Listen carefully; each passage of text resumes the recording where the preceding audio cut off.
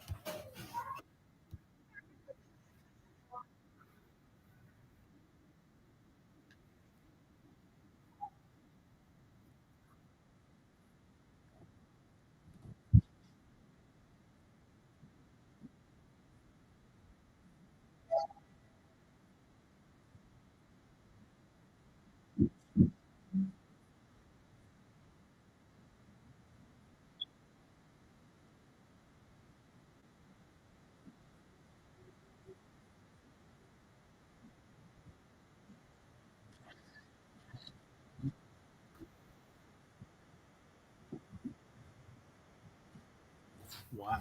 I don't understand why.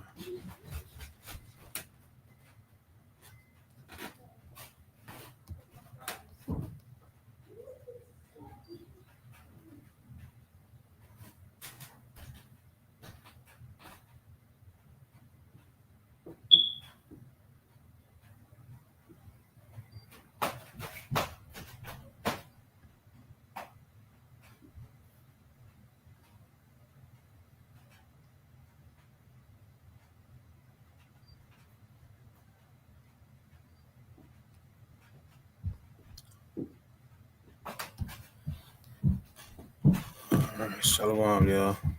Salaki, I tried to get y'all some music, but for whatever reason, I guess it wasn't working. Or maybe it was working. I'm not sure. Nah, I ain't hear no sound, brother. It might have been because you was off stage, though.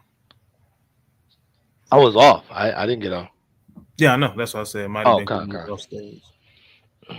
Um, Let me try that one more time. You want me to get on stage? You I stay on definitely. stage and everything? Yeah, you can stay on. All right. All right. I do want to hear the song just so I can get a little amped up. That's all.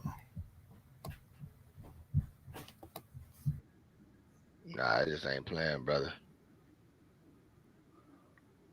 You don't hear? Nah.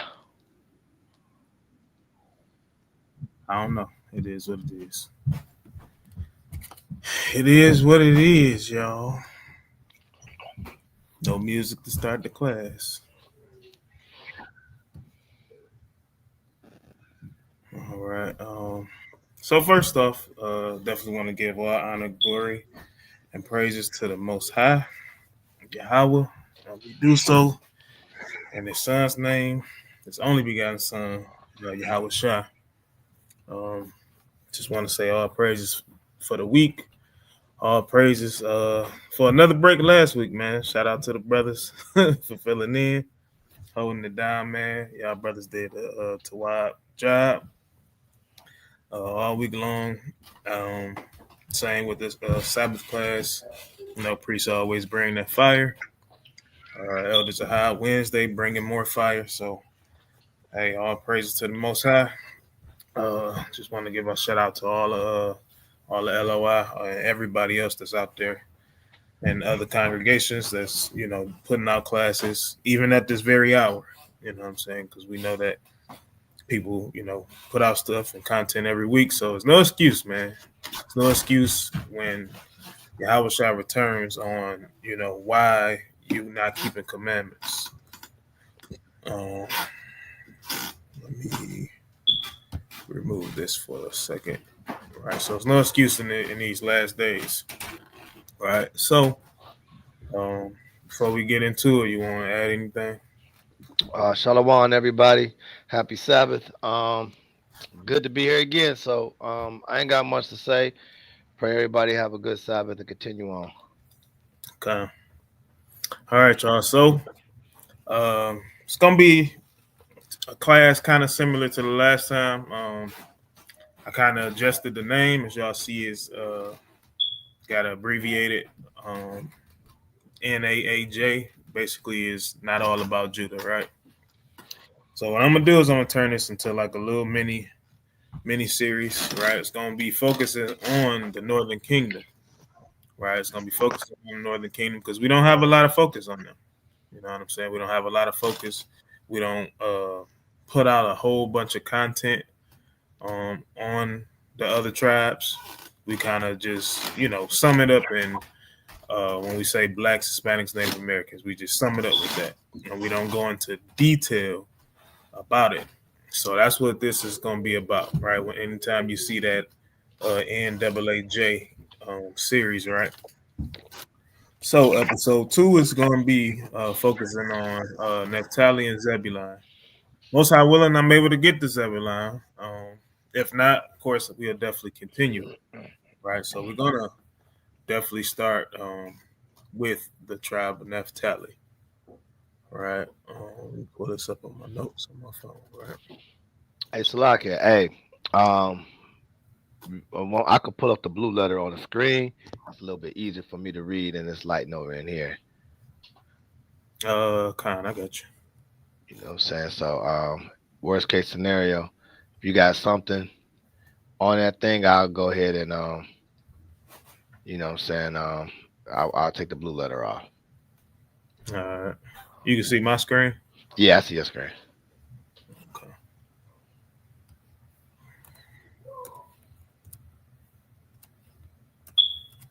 So let me go ahead and throw it up here.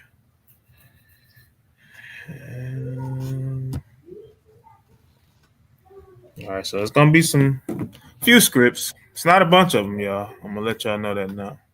It's not a bunch of them, but we definitely gonna go and use some. Where's that? So used to using the blue letter on my phone. I don't know what a search bar is.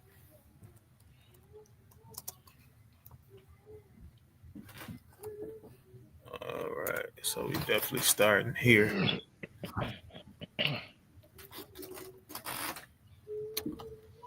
All right, so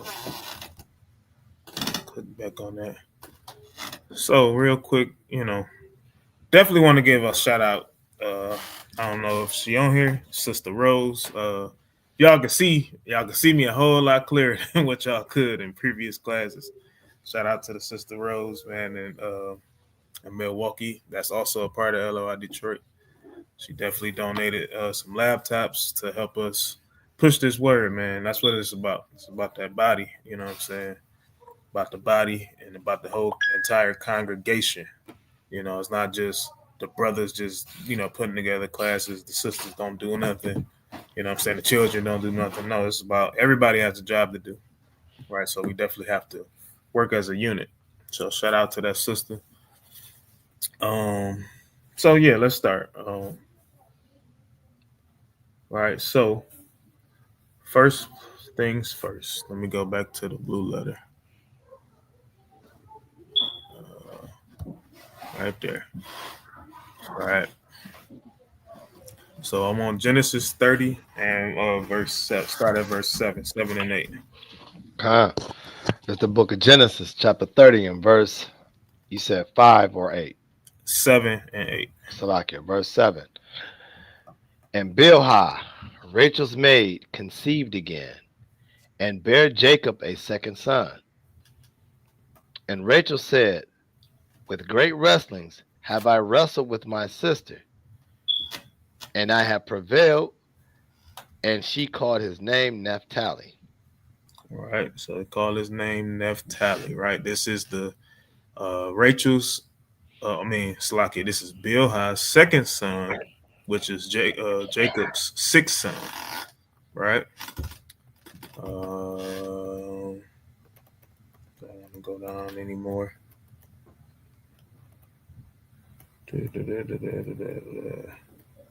Right. Read verse 20. All right, verse 20. And Leah said, Yahweh have endued me with a good dowry. Now will my husband dwell with me, because I have borne him 6 sons. And she called his name Zebulon. All right. So now Zebulon is born. Right. But at the moment, we're going to kind of focus on Naphtali. Right. So now let's get Genesis 49 here. Okay.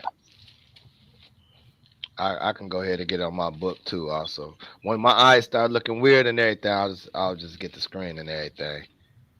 Okay. You said 49 what? 14? 21. All right, come. This is the book of Genesis, chapter 49 and verse 21.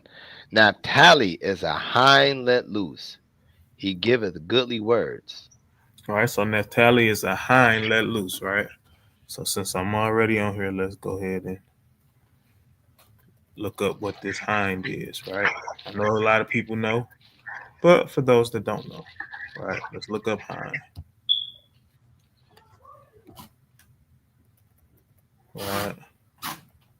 And outline biblical usage shows that a hind is basically a deer, right? Which is what that particular tribe signet is. That symbolism of a deer, right? And it is a hind. Let me go back.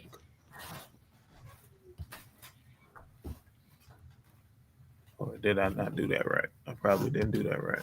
Just hit the back arrow up top. Okay.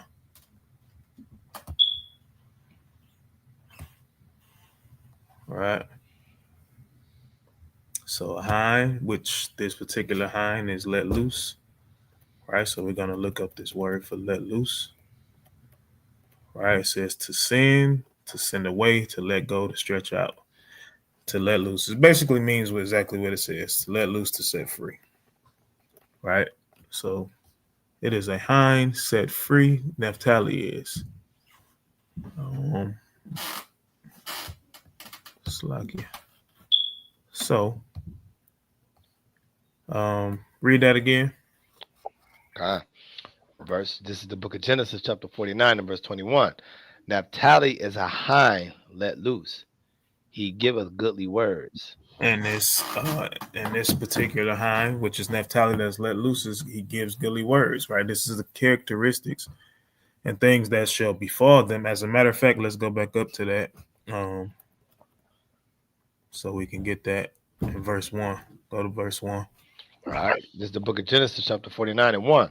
And Jacob called unto his sons and said, Gather yourselves together, that I may tell you that which shall befall you in the last days.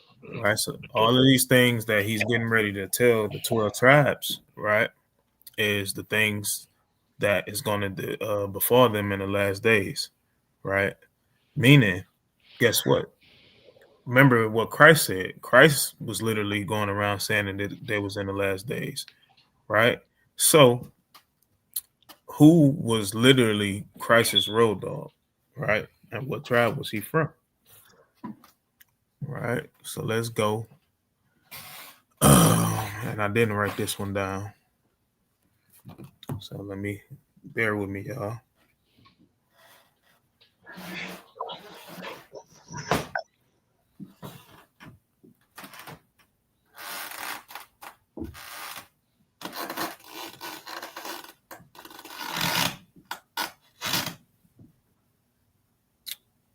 All right. Actually, let's go to Matthew. That's what we can do.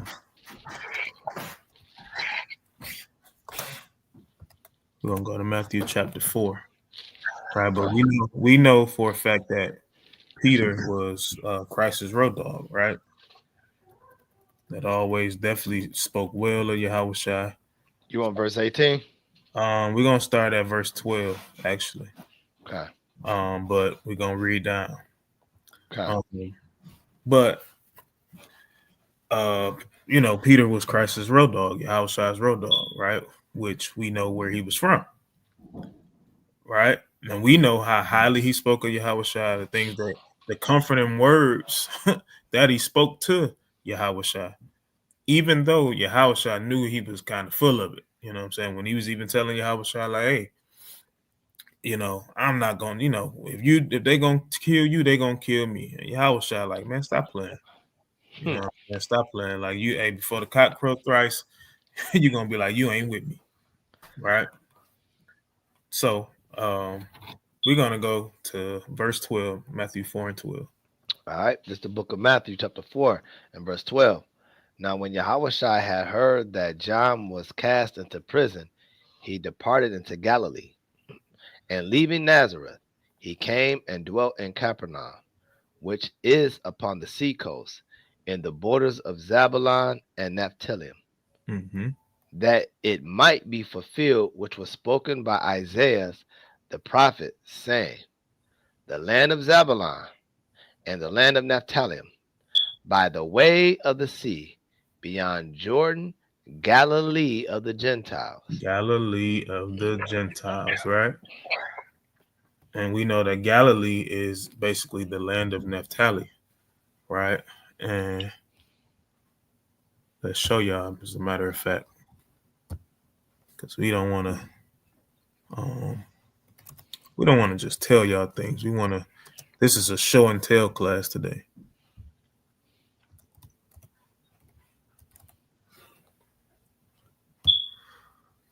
Right? I should have already had this pulled up because it'd be hard to find a good map on here.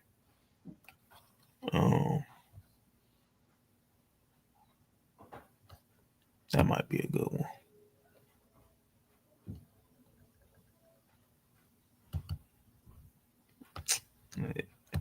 It's not good enough to be big enough for y'all to see. What if you click on it? Will it blow up? No, it's not blowing up. It's just skipping to the next one. Okay.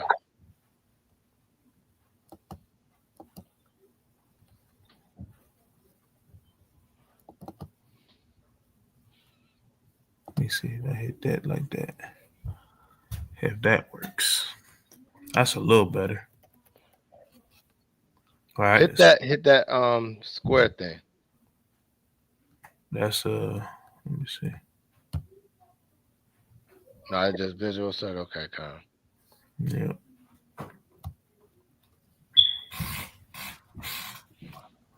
All right, yeah, I'm gonna figure out how to work this computer real good. You know what I'm saying? I'm gonna figure out how to do it. All right, so as we can see, if y'all can see the screen, Naphtali right here. Right, this is Naphtali, and let me actually pull up one because we are in the New Testament, and notice that Zebulon is right here as well. Because remember, we're gonna go into Zebulon. Right. Let me see if I can grab another map that shows. Type in a full screen map of the 12 tribes of Israel. You know what I'm saying? It should give you a full size. Let's see.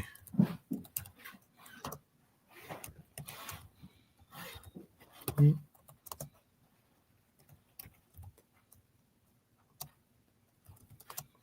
actually, let's see, because I want to go here. All right, so as we can see, that same map, right? Let me click on this one.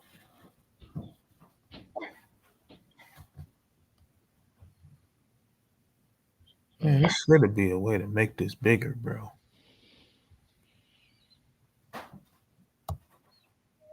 Hey, yeah, we go. One sec, go ahead. All right, there we go. Right.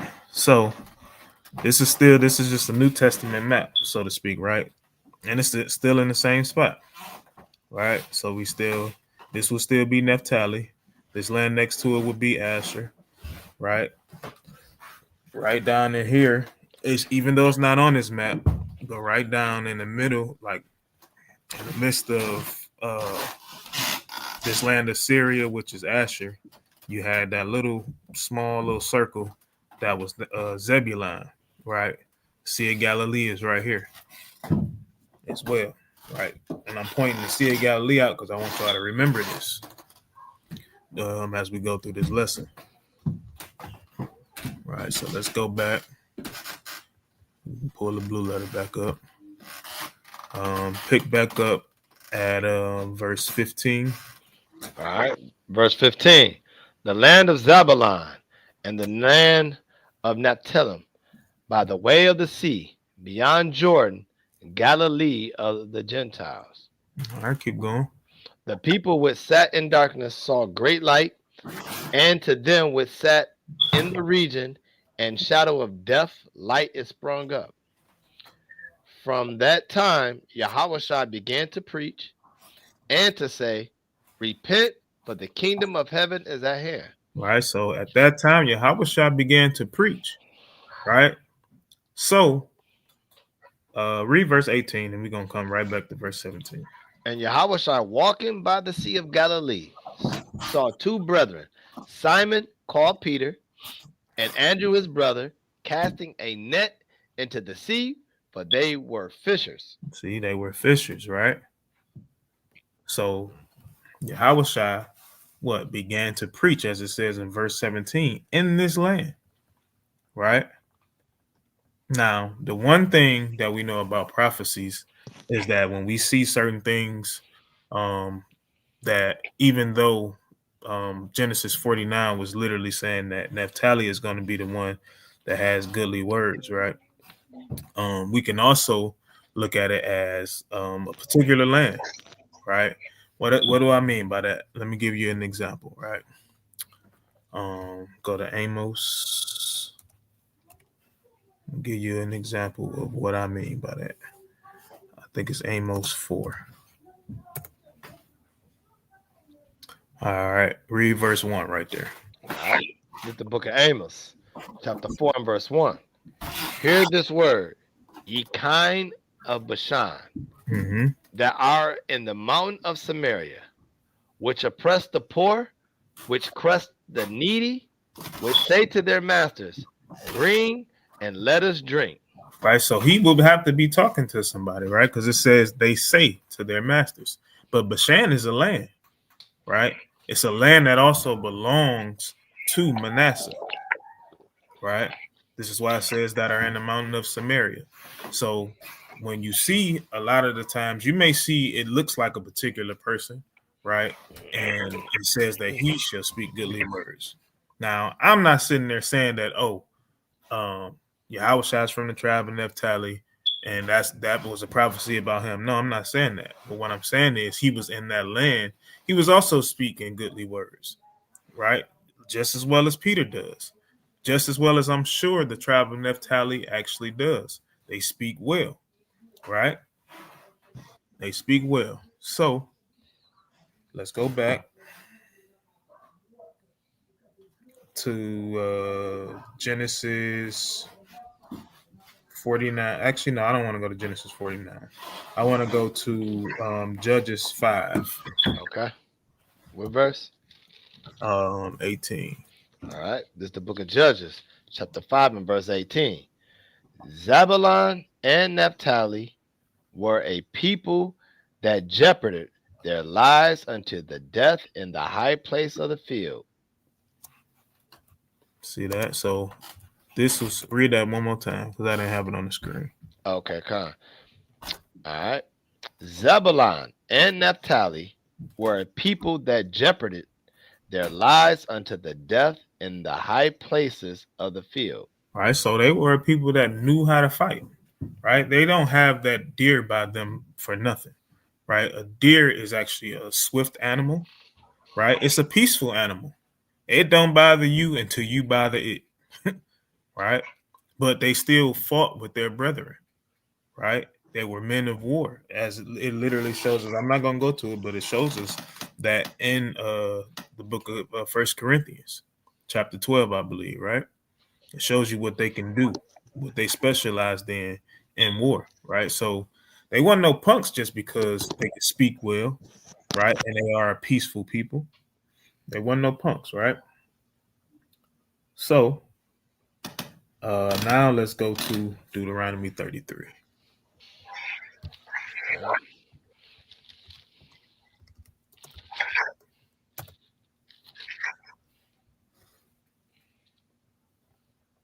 All right, read verse 23. This is the book of Deuteronomy, chapter 33 and verse 23. Also, like I'm in the wrong one. Verse 23. And of Naphtali he said, O Naphtali, satisfied with favor, and full with the blessing of the Lord, possess thou the west and the south. Right, so it says, possess thou the west and the south, right? So now let me get back to, I want to go back to this map. Let me see if I can pull that other map and make it back up, make it big like that.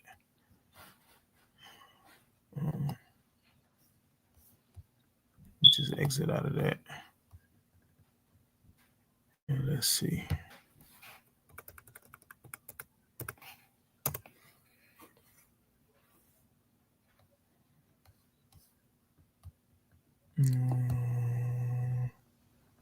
Hey, what that map that I had before? Look in the history where you seen it, where you went back before. Should be able to see it. There you go, right there. Come, right? So as we can see, it says Naphtali here. They shall possess the east and the west, right? So when we look, Salaki, the south and the west.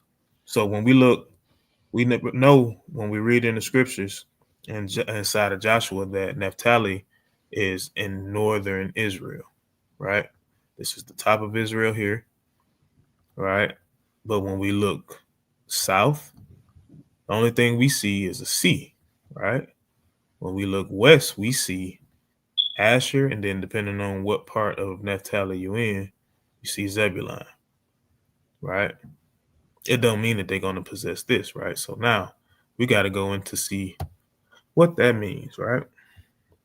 So let's go into the blue letter.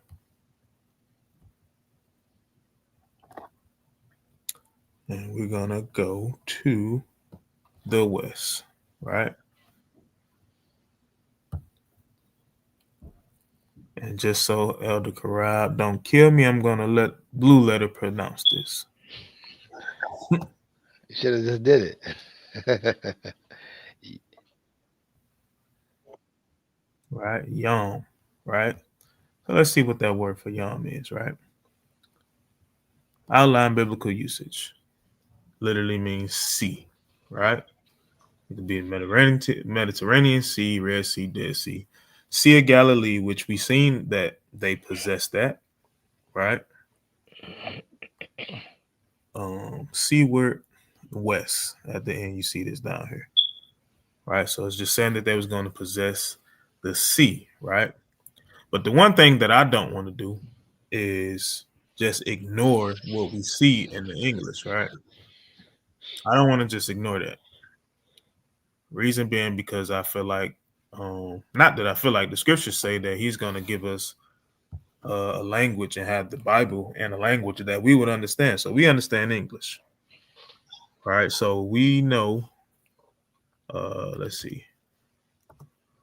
We know what the 12 tribes chart say. So let's pull it up for those that don't.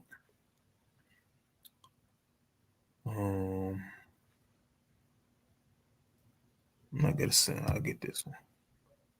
Get a simple one. Right. So as we can see, Naphtali, it literally shows the origin. It might be small on y'all screen, so it shows the Argentinian to the Chileans, right? And just so we don't have to pull this back up, we see the Zebulon is uh, Guatemalans to the Panamanians, right? So I don't have to pull that back up. Now what I'm going to do is, let me close that tablet because I'm starting not to be able to see these no more. So now what I'm going to do is I'm going to pull up a map of South America, right?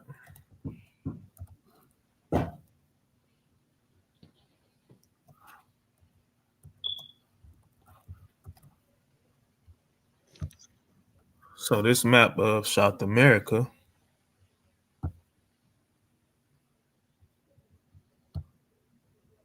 literally shows Argentina being in the south part of this country, right?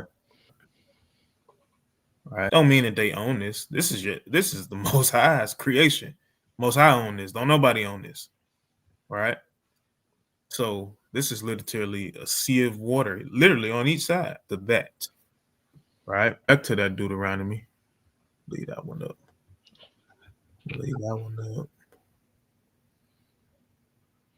Is what it is, right? If we want to just take this and we want to just take it with the English, we can literally see Argentina and Chile to the west of Argentina, right? And then we also see the body of water. All right. So now I want to get into the people of Argentina. Right. So where is this thing at? Right here. So this is a book. All right. We're going to go into a video. So we're not just talking y'all to death. All right. So this is the book called The Afro-Argentines of Buenos Aires.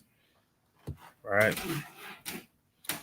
It is written by George Reed Andrews.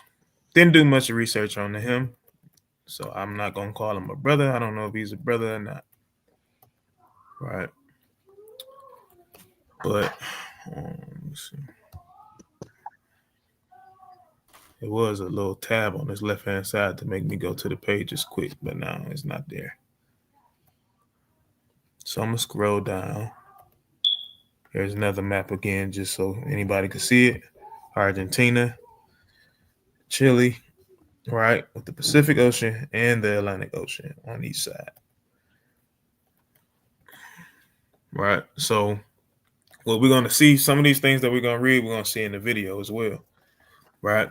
So they literally tried to say that the so-called Afro-Argentines just disappeared.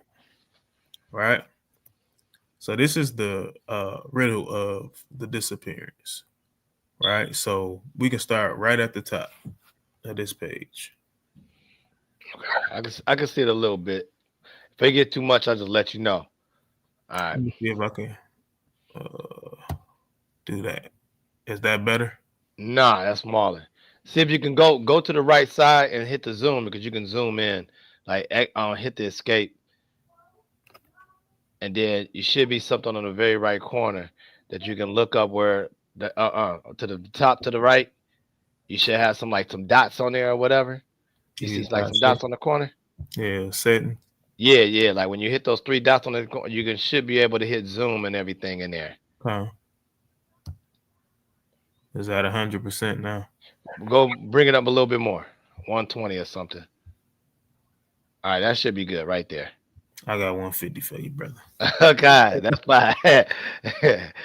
Oh yeah, that's perfect. Yeah, 125 would have been something else. All right, yeah, so this is perfect. All right. So it says Negroes in Buenos Aires no hay. There are no blacks in Buenos Aires. So the natives of the city, the Portinos, tell their visitors, and so it appears, one can roam through the crowded downtown districts for blocks without seeing a single black man or woman. I wonder why, right? Because we know for a fact that they redlined us out here in our inner cities in North America, right? So, I mean, it's not rocket scientists that they did the same thing in South America as well, right? But go ahead. Indeed, a traveler arriving in Buenos Aires after passing through other countries in Latin America cannot help but be struck by the European appearance of the population in this corner of the continent.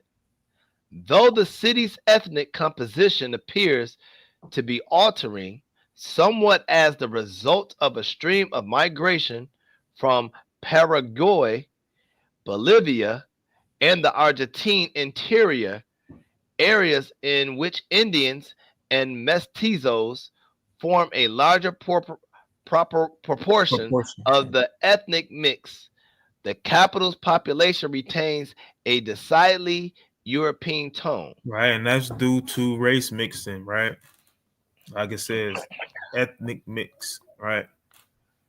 But that's not the only reason why they're not there. Because our people in North America, right, in the States, it's heavy mixing here, right? But you still see a lot of us walking around, right? Even when you go to the so-called suburbs, you'll see a lot of people, but certain suburbs you won't, right? A lot of what people know as sundown towns, you're not gonna see no black people out there. You know what I'm saying? That's what this is literally saying that Buenos Aires looks like, right? Go ahead. One would be forced to concur with his port. What is it? I can't really see it. Portino. Portino. Okay, Portino host. There are no blacks in Buenos Aires. But if he were to remain in Buenos Aires for an extended stay, the traveler or tourist would become gradually aware that his blanket statement is not entirely true. That indeed there are some blacks in Buenos Aires. Though he might see no more than one or two per week in the central areas of the city, he might be chance stumble on the Afro-Argentine neighborhoods in the outlying areas of Barracas, Flores, and Floresta. See that? So again, he's it's literally saying outlying areas. They redlined us, right? That's just what it is. They redlined us. They tried to hide, right? Because they want to hide the children of Israel, right? Let's get we're gonna hold it. We're gonna come right back to it. Let's get Psalms 83.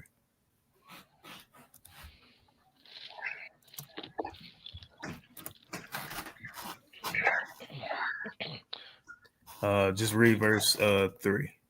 All right, this is the book of Psalms, chapter 83 and verse 3. For lo, thy enemies make a tumult, and they that hate thee have lifted up the head.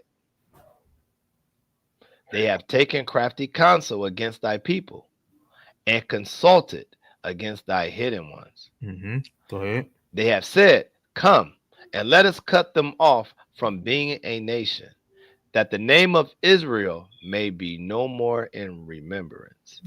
So that the name of Israel be no more in remembrance.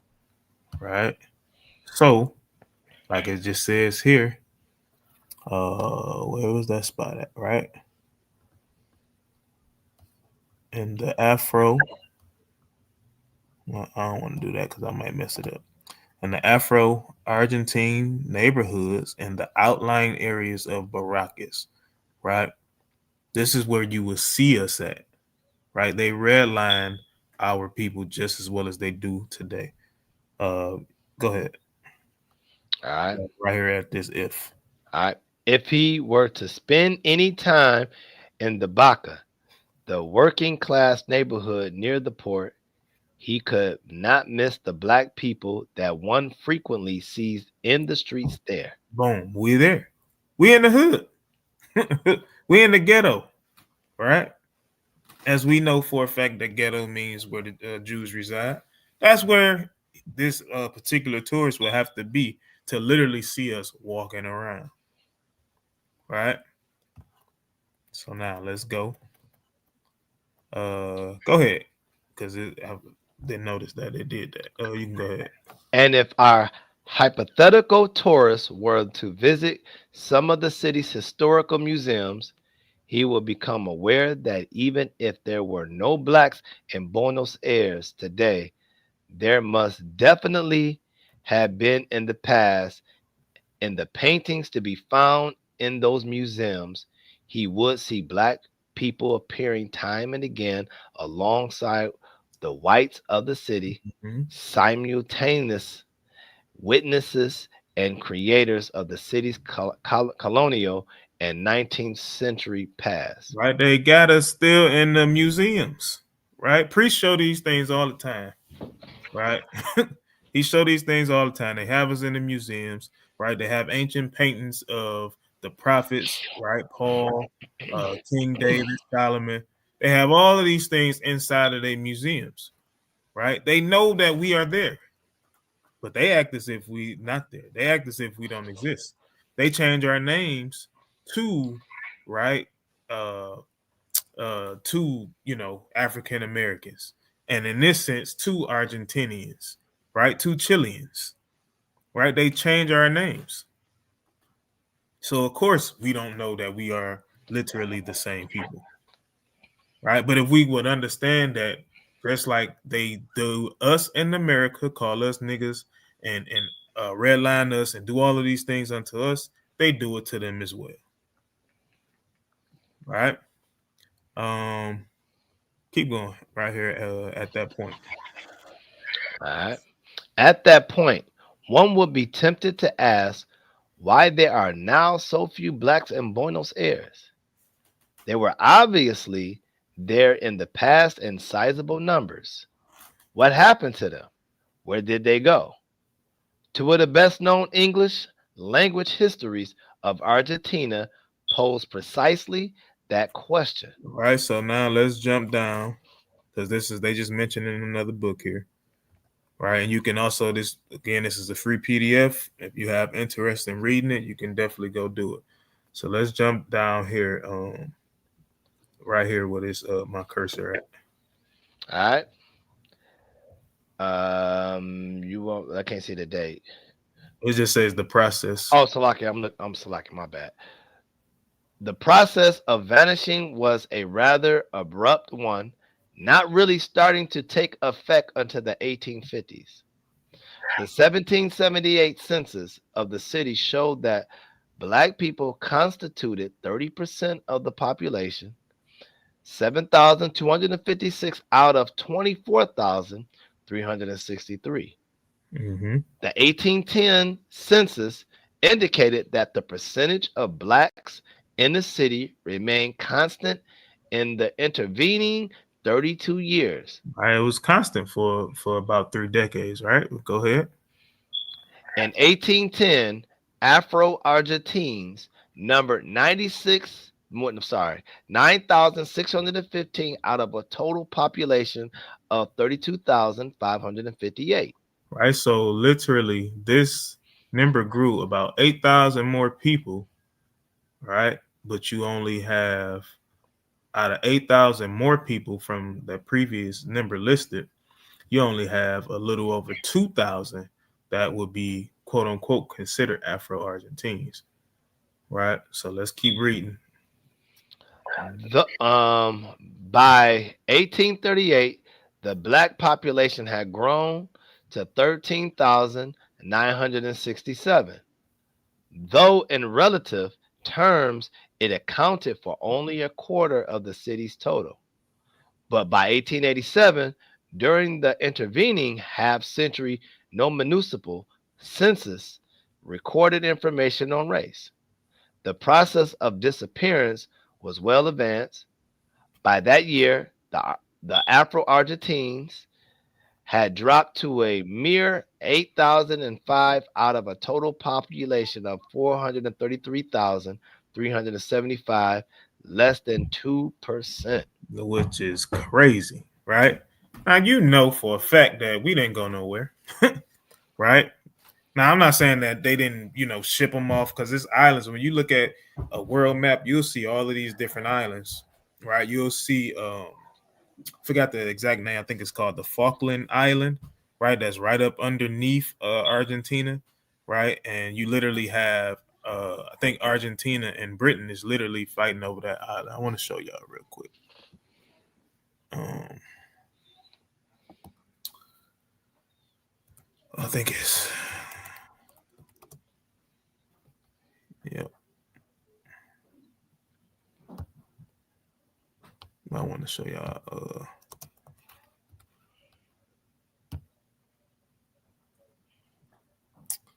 Um, I guess this is the one that could show both. All right. Now it says UK here, but you literally have the Britain and Argentina. They fighting over this map. I mean, over this island. Salaki. They fighting over this island here. Right. So one would surmise that again, because if the 12 tribes would travel over to the Americas to keep commandments in the land that they know not, when you literally have all of these in their case, you have the conquistadors, the Spanish people coming in, trying to take over, doing any and everything to our people, right? One would surmise that we did venture up to this island. Anytime they tried to come get us captive, hey, we definitely tried to run. We tried to get away after we fought them. You know what I'm saying? A lot of cases we won particular battles, but we would never win the war, right? Because we must serve our captivity. All right, so let's get back to this. All right, so I would basically say these numbers is a lot, but again, we didn't write this book, right? Jump down to this last paragraph. All right. Perhaps the most frequently reiterated argument is that the blacks were wiped out in the wars which wrecked 19th century Argentina.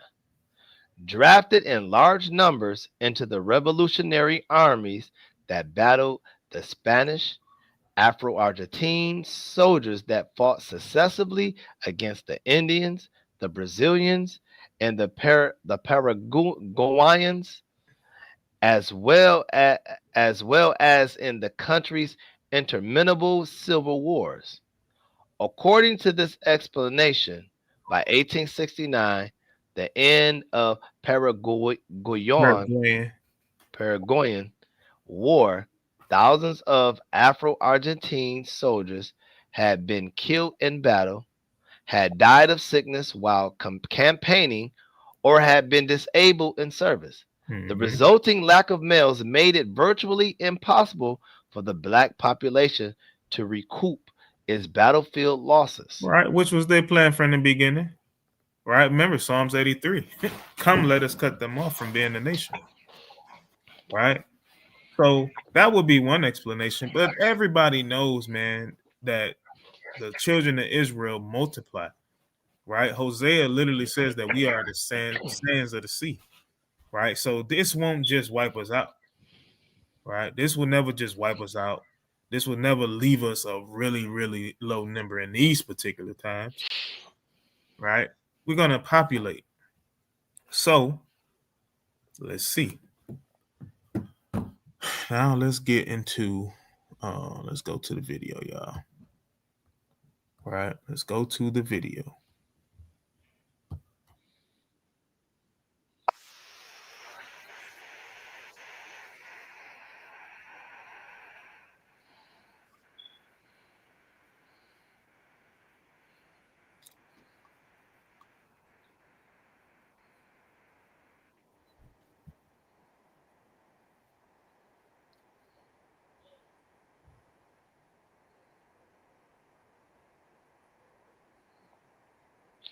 Hey, the video, you don't hear anything, brother. It's no sound. Look on your keyboard and see if the volume all the way up or something like that, or you know what I'm saying? Yeah, because we don't hear anything, bro. It is. Let me go. Let me start it over. We still should have heard something, even if it was on 72. Something going on with the sound. Salaki, why don't you go on the bottom of the screen on the right and My computer is different from yours, but I'm trying to. All right, hold on. I can see your computer on the screen. Go to there. Yeah, right there. Hit right click that. Yeah. Yeah, your sound is on there. Hit the setting. Go to the settings. Where that little cog gear, that little cog gear on the bottom right there. Yep, on the bottom right. Click that, and it should go down some. Like scroll down, because we don't hear no sound at all, bro. That's crazy. Yeah, it should have been somewhere. Yeah, keep going, keep going. What you could, hey, matter of fact, this is what you could do. Click on that sound, just hit the left click. You got a mouse, or you just got the computer mouse thing? You got No, a just the okay, computer. Just the computer. okay, you got the little pad thing. What you could do, I could pull it up and it should be able to play sound on my end. So let me look it up what you got on YouTube, and I can play it for you. Okay, yeah, I figured this out at a different time. What is it? Afro Argentina's Yep. documentary. All right, give me a minute. Let me pull it up. I got you. All right, let me stop sharing my screen. Afro. What is it called? Afro Argentina's. Or actually, let me see something. Let me see. Yeah, you can keep looking at. And what's the last one? Afro Argentina's documentary, or what was it? Hidden. Just put Hidden Black. Okay, Hidden Blacks. Okay. Yeah, I'm not sure why it's I don't know why that's doing that. I think okay, I got it. I got it. So let me share my screen then. I got you, bro. Don't worry about it. Okay. All right. So let me um, share my.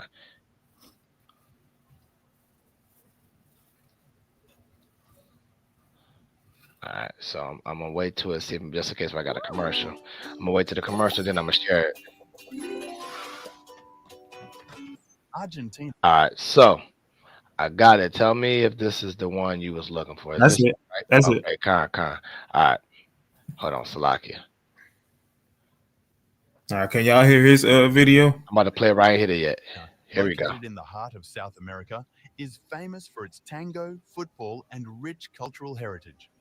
However, beyond the popular stories of the country, there is a significant yet Hold on, let me often pause it. Let me neglected pause it so tale. that just in case you The get some story feedback and of see if they can hear it. All Hey, right. Salaki, can y'all hear the video? Put a one in the chat if y'all can hear the sound when it was just playing a couple of seconds ago.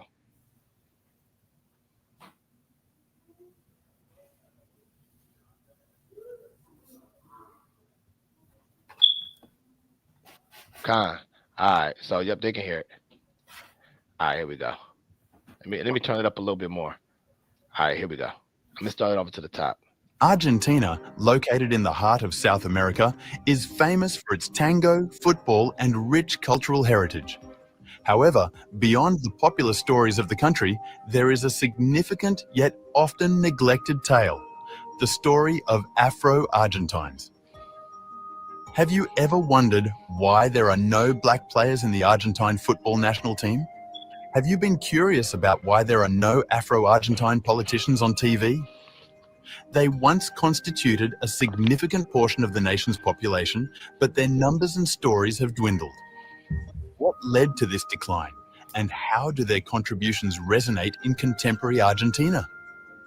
Join us as we explore the Afro-Argentine community throughout history, uncovering their challenges, accomplishments, and lasting impact on the nation. Afro-Argentines are individuals of African descent who were brought to Argentina as slaves during the 18th century. They were an essential part of the Argentinian population. I'll pause it real quick. To Right. So those that don't know, when it says the 18th century, that's literally the beginning of the 1700s. Right. And we know that we list 1619, right, as the so-called start of the transatlantic slave trade, which we know that it started years before that, right?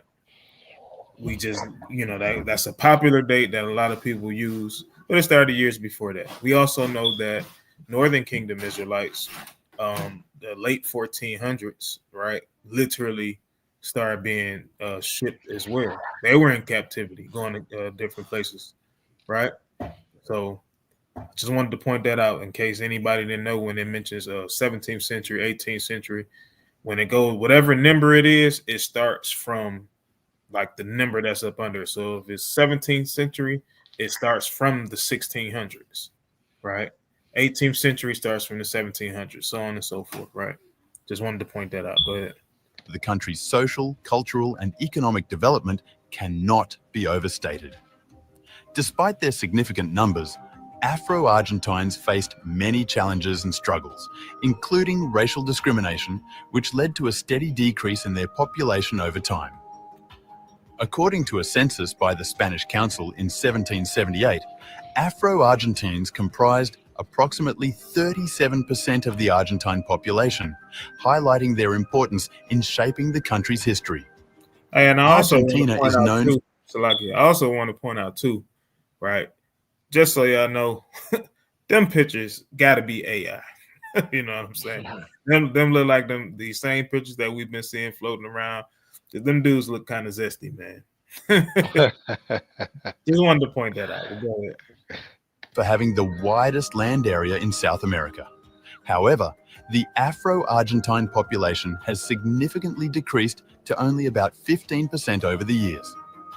This decline can be attributed to slavery, discrimination, and a lack of government support.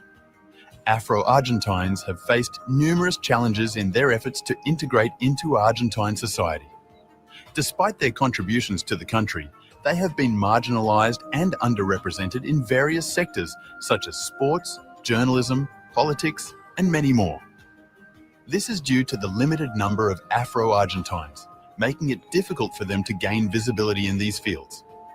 In this video, we will provide a comprehensive overview of the history of Afro-Argentines, the factors that led to their reduction, and their current situation in the country. We will also highlight the efforts to promote their inclusion and celebrate their cultural heritage. Chapter 1. Origins of Afro-Argentines. People of African descent were kidnapped and taken as slaves away from their African homeland throughout the 16th century. They were chained up from the wrists and feet all through. There were people from the Cape Verde Islands among them. Still, most came from Angola, the Democratic Republic of the Congo, and the Republic of the Congo, and belonged to ethnic groups that spoke Bantu languages. These Bantu languages are spoken in the regions that make up Angola. In the 1600s, just a handful of Europeans made their homes in Latin America. Slave ships brought over 12 million people from Africa to Latin America for centuries. On the other hand, anywhere between 10 and... So it's that's literally like in millions, right? You can't even, I know they put 12 million there, but you can't even exactly say that. It probably was more than that. Because you got to remember, these ships didn't stop going. They constantly going, right? Going to the west coast shores of Africa, gathering us together. You know what I'm saying? Literally, because remember when Yahushua told us to flee, again, it wasn't just Israelite. Slakia. It wasn't just Judah left in that land, right? It was all 12 tribes was still there. Some of them, right? It might have been a lower number, but they were still there nonetheless, right? They were still there. So you got to think they shipping back and forth, back and forth, back and forth. So how is it that it's not no so-called Afro-Argentines in the land? You know what I'm saying? Now they're gonna try to blame it on, hey, we, abolished slavery and we stopped the slave trade, slowed down, and you're gonna see it in this video. Go ahead and play it. 15% of these slaves died as they were being transported across the Atlantic. In addition to this, a great number of people perished in the first phases of their captivity. At the same time, they were being taken across the interior of Africa. According to the archives, around 40 of every 100 slaves who made it to the New World perished on the trek there. The majority of these African people were transported to the city of Buenos Aires, which is the capital of Argentina. At that time, the slave trade accounted for most of the city's economic activity. Hey, can y'all tell us if the audio is good? Imagine being able to build anything just by thinking. Let me Yeah, let us know if the audio is good. Is the audio choppy? Is it going in and out, in and out? I know my wife told me it was going in and out.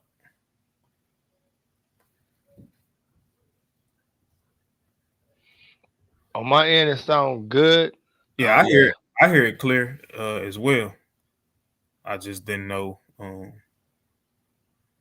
It said like I. Okay, so no, it's good. It's good. I'm not sure. Well, baby, I'm not sure what's wrong with your phone. I don't know. Okay, Con, so go ahead. Okay. All right, hold on, let me turn it up. Forced to labor in various fields, including agriculture, cattle, household tasks, and urban crafts, among other occupations. In the city, many slaves were employed in producing handicrafts. Nevertheless, their owners received all of the money earned from selling their wares. In the Buenos Aires areas of San Telmo and Montserrat, a sizable community of people were held as slaves. However, to maximize revenues, many of these slaves were eventually sent into the interior provinces. Because of the profitable nature of this trade, the slave business became a dominating industry in Buenos Aires, accounting for around 70% of all trading operations. Due to the lucrative nature of this trade, the slave business became a prominent industry in Buenos Aires. At some point in time, Argentina passed legislation that legally sanctioned the trafficking in slaves. Chapter 2: The Decline of the Afro-Argentine Population. A census taken in 1778 by Juan José Salcedo of Vortes found that regions with a plentiful supply of agricultural goods had a sizable black population, accounting for around half of the entire population. This number increased because slaves continued to be brought into the country. Even though the slave trade was abolished in 1813, slavery continued to exist up until it was abolished in 1853. In So that's Argentina, pause that. So that's about 40 years. So they say it's supposed to be abolished in 1810 or 1813, they mentioned, right? Didn't get abolished fully until 1850 something, which we know even then people were still in captivity, right? And we talking about the hard bondage, right? We ain't talking about the mental slavery that we're in now. But you literally, that's 40 years of continued slavery. So for it to even be a decline, that's even crazy, right? For them to even try to calculate a decline because slavery was still going, right? So they're trying to attribute it to the lack of slaves. We almost to that point. Go ahead. Afro-Argentine culture has a long and illustrious history that can be traced back to the Atlantic slave trade. Even though the percentage of Afro-Argentines in the country's population is considered to be between 1% and 2%, the cultural influence that they have had on Argentina's history and development has been significant and essential. This culture is an essential component of Argentina's varied historical background. Buenos Aires was a center for the slave trade in the past. Still, now it is known worldwide for its style, architecture, and general attractiveness. Tragically, from colonial rule until the 19th century, Afro-Argentines were treated. So y'all seeing is literally they saying it's known for its attractiveness, right? Now y'all remember when we did a couple weeks ago when we did the same thing on the Seminole Indians then in Florida, right? That was a big spot for slavery as well. And guess what Florida is known as today, right? Guess what? They get rich off our backs like they always do, right? They build up that land, kick us out, and then we literally have to pay to come back to visit that land. They make it an attraction, right? They make Buenos Aires an attraction now, even though that was literally our brothers and sisters' land. But they come and they take it, right? But we want to say that only so-called African Americans is the Israelites. No, No, this is our people that's literally in the land of Argentine, right? Go ahead. More like property than persons, which resulted in the denial of essential civil liberties for this population. Chapter 3. Socioeconomic Challenges and Contributions. Afro-Argentines were subjected to segregation and prejudice even after slavery was abolished in the country in 1853. They were often excluded from public institutions like schools, churches, and public gathering places, and forced to live in separate areas. Their options were restricted. EVE Online is a vast And many were forced to choose low-paying occupations and contend with racism in the workplace and in the advancement process. Because they didn't have voting rights until 1912, political activity among them was almost non-existent. Many people were forced to sell their land and properties without receiving any compensation as a result of discriminatory legislation and practices. Before the passage of the Abolition Statute in 1853, people of African descent could not enroll in universities. Because of racial stereotypes, more time and resources were invested in the education of white children than black children. For example, in 1857, just 2 black children were accepted into the 14 schools in the city of Buenos Aires, even though 15% of the student population that year was comprised of students of color. In addition, Afro-Argentine... So only 2%, right? But you have 15% worth of children. So now what do? Kids can't even go to school, right? They can't go to school. They're not learning. They already don't teach. We know this to be a fact. Our schools that we send our children to in the inner cities, right? They don't teach the same thing to these suburban children. And I ain't talking about just your regular suburbs where you have maybe half black, half white. We talking about those rich ones. You know what I'm saying? Those rich schools, those rich charter schools. You know what I'm saying? Those even a lot of the Catholic schools, right? We don't have the same curriculum, and they make it damn near impossible for your children to even go there, right? If you ain't a millionaire, your kids ain't getting in that school, right? We can see this happening all the way in the 1800s, according to this particular video. So just imagine hundreds of years of this. Of course, these people is going to be above us, but we know that that's scriptural, right? We know that the curses that's upon us, it literally fits. All right, go ahead.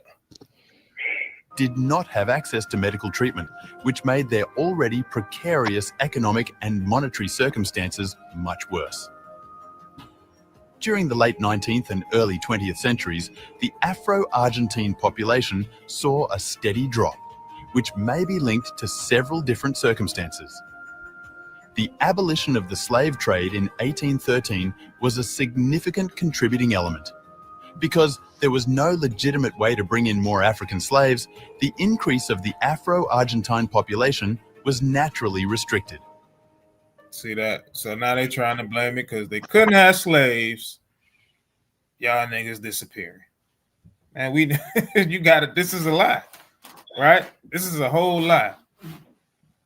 You know within yourself how it is in your own communities, right?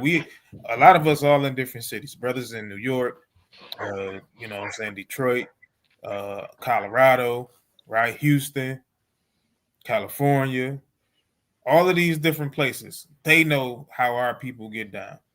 We have children at an enormous rate.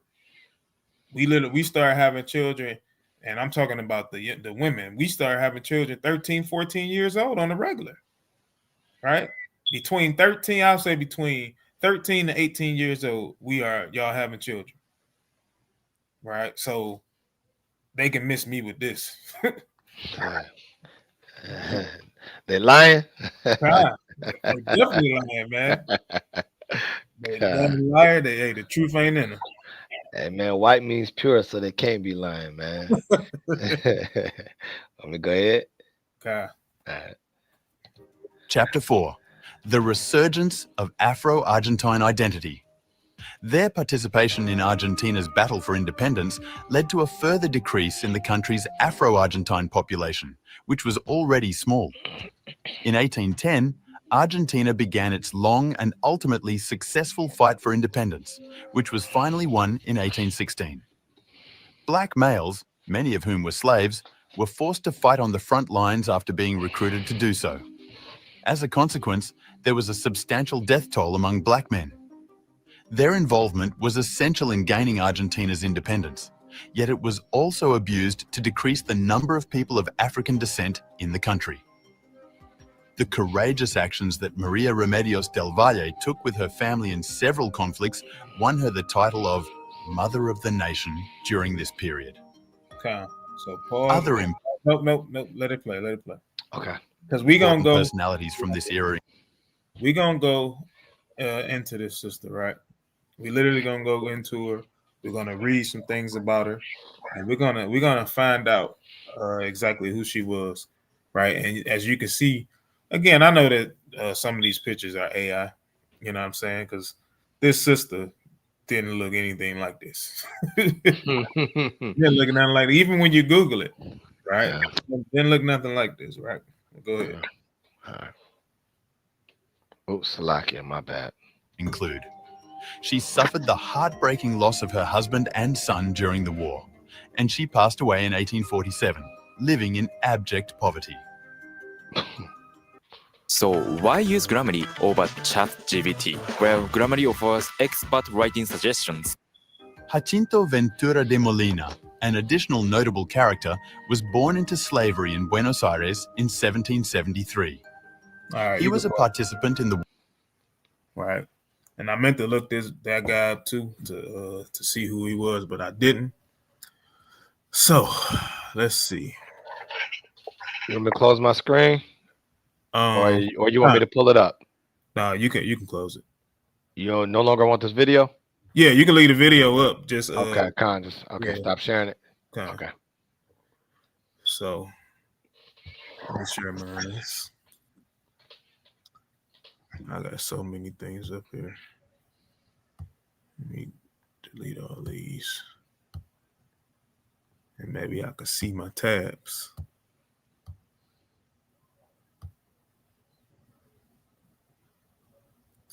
So, boom. Here we go. All right. Maria Remedios del Valle. Right. So as we can see this picture here, right? Or depiction, right? Of her being a soldier in the war. Right. We can see how dark she probably was, even from that. Right. You see, she was born and raised, and passed away in Buenos Aires. Right.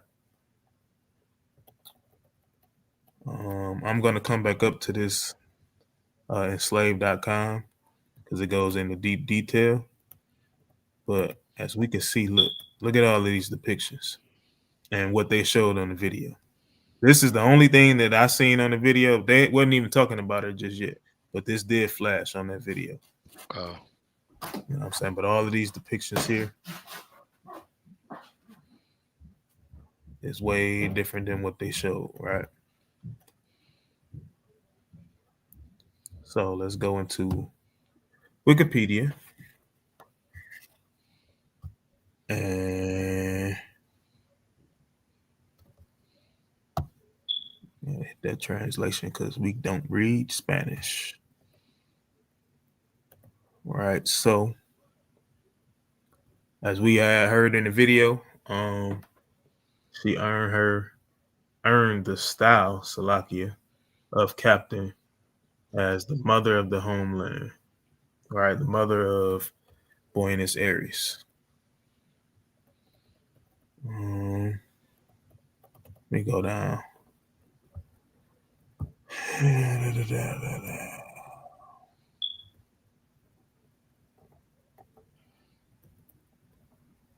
So let's start here, right? It says when the revolution of May 25th, 1810 took place, and the first auxiliary expedition of Upper Peru was organized, forming what would be called later the Army of the North. On July 6, 1810, Maria Remedios del Valle joined the march of the 6th Flying Artillery Company of the Artillery Regiment of the Homeland under the command of Captain Bernardo Joking. Jokin, and I'm not even about to attempt that last name. Anzatwegwe, right? Accompanying her husband and her 2 sons who would not survive the campaign, right? It says, go back up. It says, let me see. Yeah, highlight that. So it says, Maria Remedios de Valle continued to serve as an auxiliary during the successful advance of Upper Peru and the defeat of Huaquai and in the retreat that followed. On the eve of the Battle of Tucumán, he presented himself to General Manuel Belgrano to ask him to allow him to attend the wounded in the front lines of combat. Belgrano, reluctant for reasons of discipline to the presence of women among his troops, refused her permission. But when the fight began, Del Valle arrived at the front, encouraging and assisting soldiers who began to call her the mother of the homeland. After the decisive victory, Belgrano named her captain of his army. Right, so she was helping. Right, she was helping, healing the soldiers that got wounded in the battle. Right, on the front lines. Right, on the front lines, helping. Right, so it continues to read. Let me highlight this down here. Continues to read. After winning the Battle of Salta, Belgrano was defeated at Vilcapugio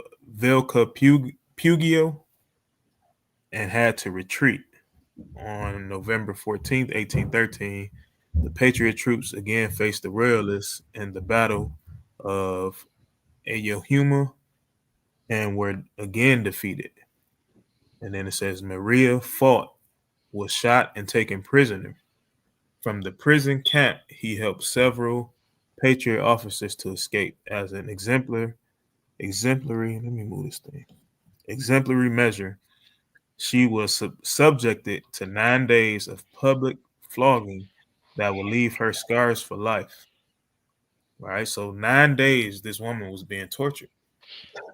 All right, she was being tortured. Right.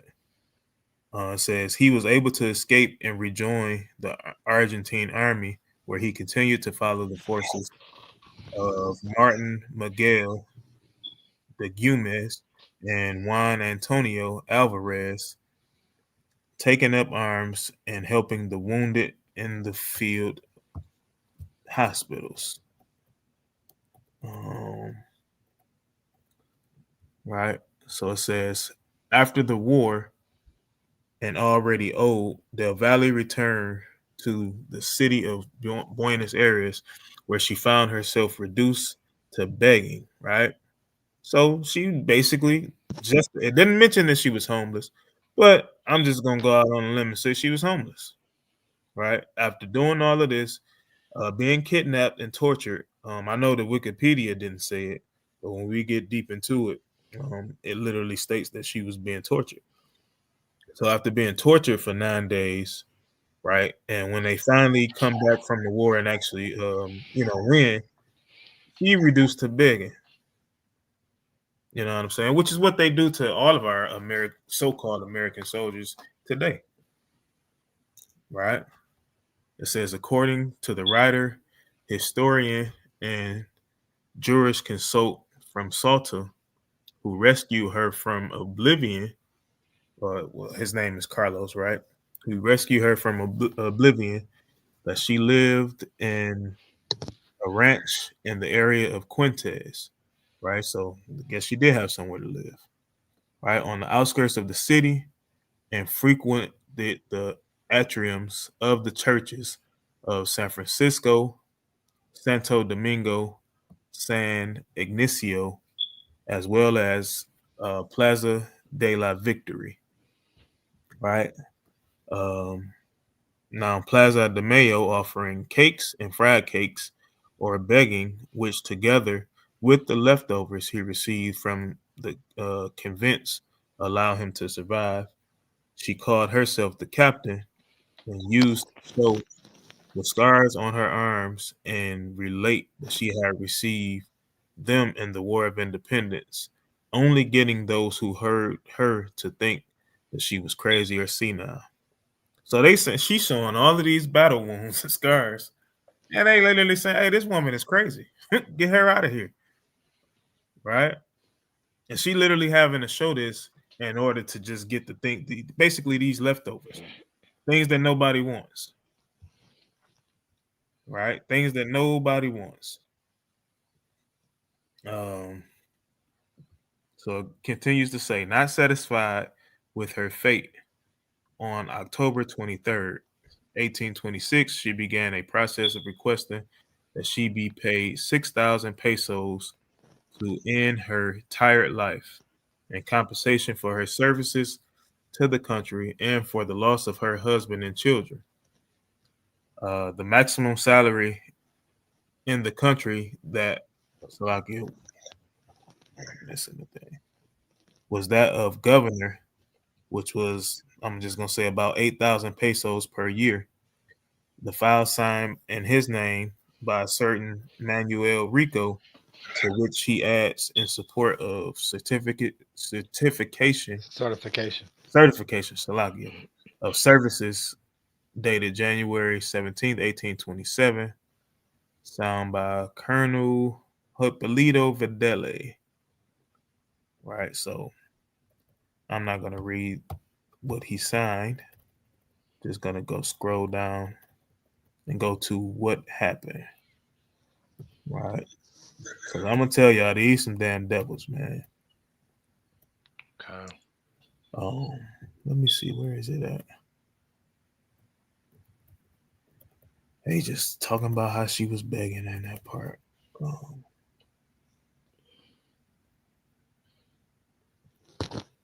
It shows it.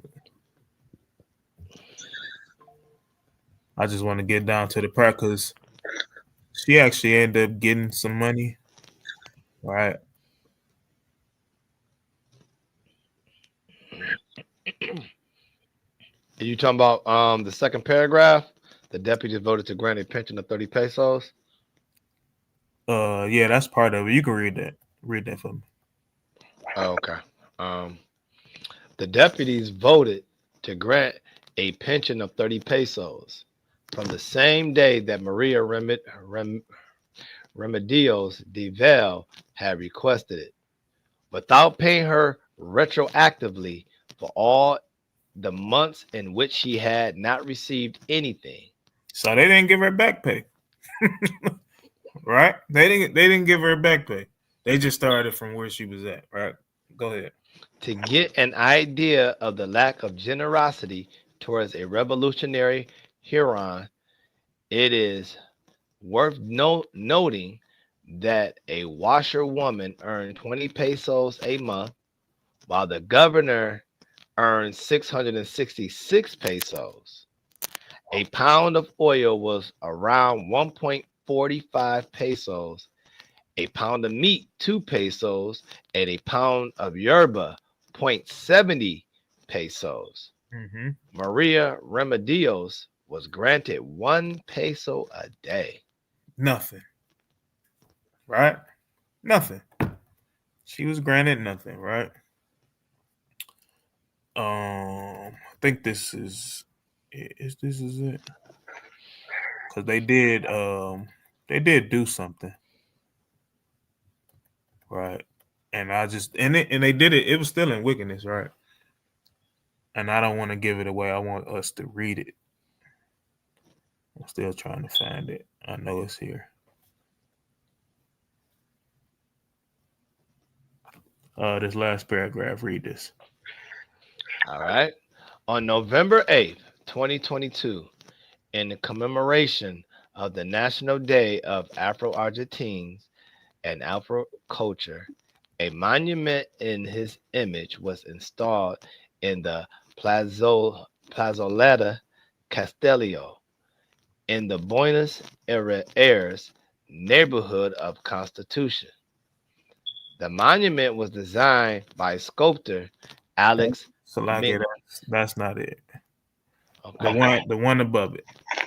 Okay. In 2022, she was included together with Manuel Belgrano in a proposal for the new 500 Argentine peso banknote.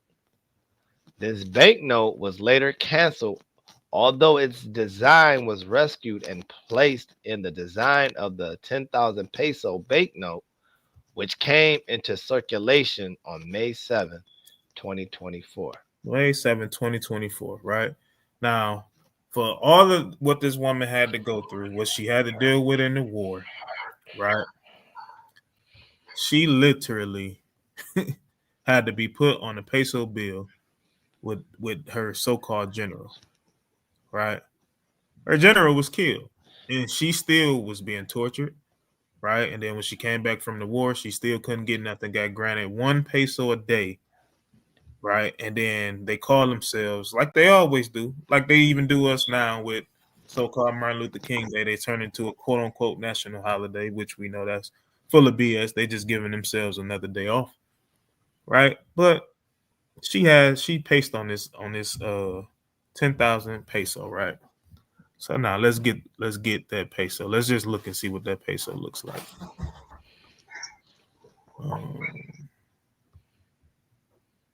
I'll just use this one. Use this tab, right?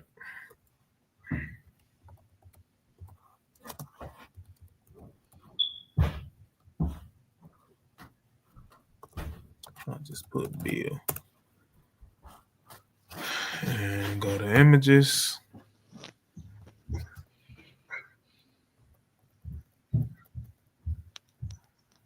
Right here.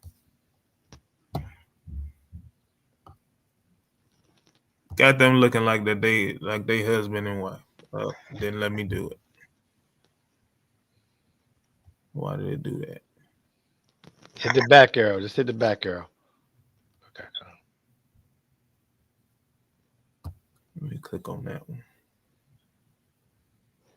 Hit view image. Yeah, that's why I had hit the other time and they went to that. I went to that. Okay, con. Yeah.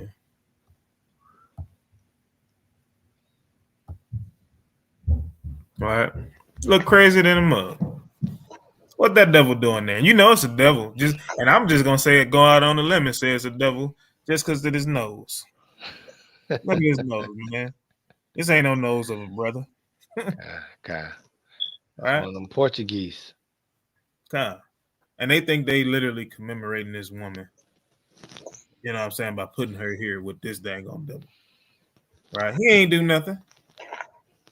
Right? He didn't even want to let her in the army. Okay. Right? He didn't even want to let her in. But for some reason, because she basically forced her way in and did what she done and was a hero in this particular war, right? Later on, she gets commemorated, of course, after she passes away. She gets commemorated and gets to be on a 10,000 peso. But this devil has to beat it. Right? That ain't no damn devil for you, man. I don't know. Hey, I know I said I wasn't gonna say nothing, brother, but this came to mind, brother. Can I get Deuteronomy 28 and 33? Because just like you said, man, she did all that work, and for one, the world is so backwards. She shouldn't be in the front line of war anyway. Okay. You know what I'm saying? You know, that's not how God got the Israelites. He had the men from 20 years age and up to go for war, right? But this is what they do when they finish us up, even through war, through army, or whatever. At our jobs, when we leave our jobs, even look at the basketball players, football players, this is what they do. Read 33. Okay. All right, it's the book of Deuteronomy, chapter 28, verse 33. It says, the fruit of thy land and all thy labors. All the things that you do, all the hard work you put in, right? Go ahead. Shall a nation which thou knowest not eat up. Remember, she was only getting, what was it, one peso a month or what, something like that. She was getting 1 peso, and then they didn't even give her face on the coin or the money until she had passed away. Like, so she would never be her own eyes to see herself on that, like it even really matter, but still, you know what I'm saying? How they disrespects us so much, they use us up and they eat everything up from us. That's why we don't have no type of inventions anymore that's claimed, because they patent everything. No matter what we do, they eat up everything. They take our name, they abuse it, and change our names. You know what I'm saying? That's why we have last names, because last names is written from the oppressors, property of your oppressors, right? Go ahead. And thou shalt be only oppressed and crushed always. Always no rest and destroyed, man.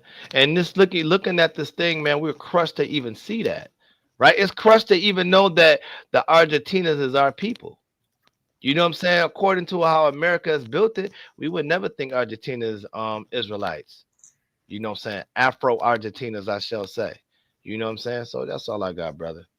All right, so You know what, Salaki, read that verse 34 too, right? Because this is how we feel right now. So verse 34. So that thou shalt be mad for the sight of thine eyes, which thou shalt see. That's what we see, man. That makes us upset, watching our people just being oppressed. And like you had that one picture where my man was getting whooped. You know, they always use our people to whoop our own people. And you know what I'm saying? That also brings in the hatred of our own kind. You know what I'm saying? That's why we are built on hatred with one another, or you call them house niggas or whatever you want to call them. They want to obey and be obedient to their master because they're so gone, right? So yeah, this makes you mad when you see that, though. But that's all. Okay. All right, so you can share your screen back. And let's continue that video. Okay, come. All right, let me go ahead. Let me put that out. Oh, it's Salakia, bro, man. Hold on, my bad. Let me put it right back on here. All right. Can you see it? Okay. Okay. All right.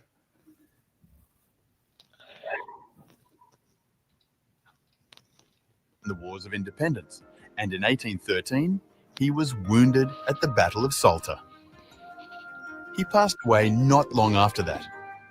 Late in the 19th century and early in the 20th century, the government of Argentina aggressively supported European immigration, which led to a rise in the percentage of the white population.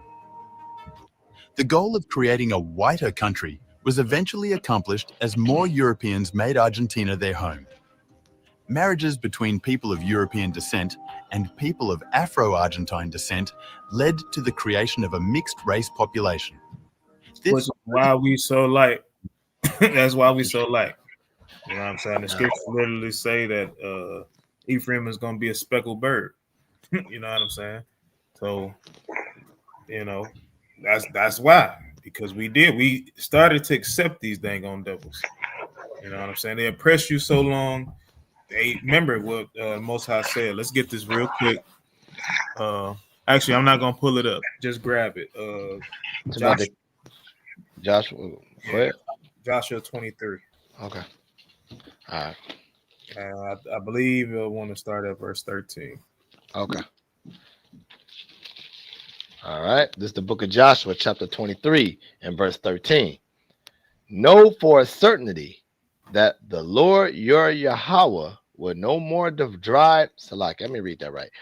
Know for a certainty that the Lord your God will no more drive out any of these nations from before you, but they shall be snares and traps unto you, and scourges in your sides, and thorns in your eyes, until you perish from off this good land which the Lord your God have given you.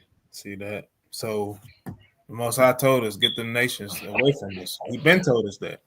But Joshua was around the time when he seen that the children of Israel wouldn't do it for nothing. So guess what? Now they thorns and sides. Now they are able to do exactly what they are doing to even when they get out of captivity from the Assyrians, they come over to this land. Guess what? You also have us being shipped to this land during the time of slavery and then being put in captivity. And now, after they finally quote unquote abolish it, right? Now they infiltrate and they bring in more of their people, right? And now it kind of forces us to be with them. When the Most High never said it. A lot of this is, all of it is our fault. Now I ain't gonna even say a lot of it. All of this is our own fault anyway. But it just still goes to show you where our people are at.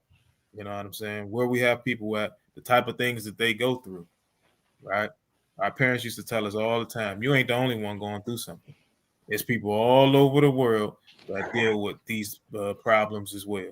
And sometimes theirs is a lot worse. Okay. All right, but go ahead. Led to the creation of a mixed race population. This further contributed to the dilution of the black skin tone. This inflow of European immigrants raised the competitiveness in the labour market, which put formerly enslaved people and their descendants in a difficult economic position owing to the increased level of competition and racial prejudice and discrimination. The Afro-Argentine community was dealt yet another blow when it was hit with several health issues. Afro-Argentines suffered a disproportionately high death toll during the cholera and yellow fever outbreaks in 1864 and 1871 respectively. See that? They were more... So, I don't think we can share our screen at the same time. No, we can't. I can exit out of mine, pull yours up. Yeah, don't exit out. I got it. I'm gonna just remove it and just leave it there. Right. So watch this, y'all.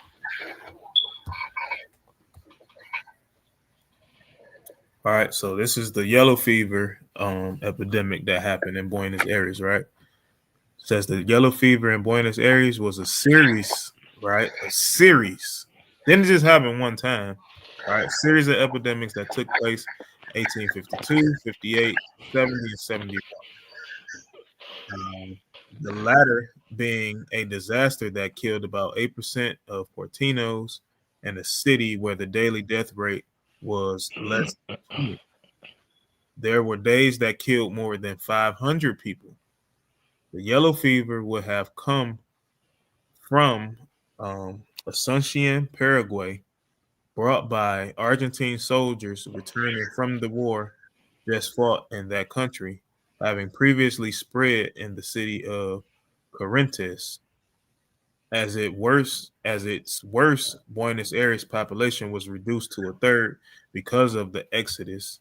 It says some of the main, they doing it on purpose. There's no the European immigrants who entered Leslie and without the Salderos infected ditches full of city, encouraged the spread mosquito, whatever this is, responsible of transmitting yellow fever. Let me remove that. I'm gonna put yours back up. Health and well-being at risk during times of public emergency. Without access to modern medical care, many people turned to alternative treatments, such as home cures and traditional medicines. Regrettably, these treatments were often ineffective against serious conditions, leading to unacceptable deaths. See that? Remember Within what the Chris said, don't wait till it's too late, because the herbs ain't gonna work. You know what I'm saying? So, but again, this is a different situation. It's just them literally trying to control the population. They were trying to wipe us out. Even after we helped win the war, they still wanted to try to wipe the rest of us out. All right, but go ahead. Argentine population, the number of black women outnumbers the number of black males as a result of the combination of war deaths and illness outbreaks, which led to the skewed gender balance. This demographic imbalance led to an increase in marriages between people of different. Small number of black males still alive presented black women with a difficult choice. They could marry an Argentinian guy or compete for the few remaining black men from Africa. Many people went with the first option. And that causes division between black men and black women. That causes hatred between black men and black women.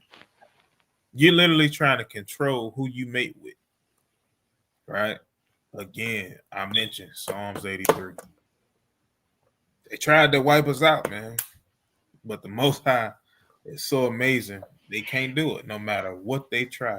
They can go to drastic measures like these, but they can't wipe out the children of Israel. All right, well, go ahead. We almost done with this video. Not them negotiate societal biases and improve their social position. By marrying into the popular society at the time, lives and the lives of their children, and gain more rights. It tastes perfectly delicious. To Argentina, the offspring of these unions were sometime community. Harsh truth is that around 90% of today's population of Argentina considers themselves to be white. There is a communal amnesia concerning the nation's consider, right? Asking family. The key word is considered. Don't mean that they are.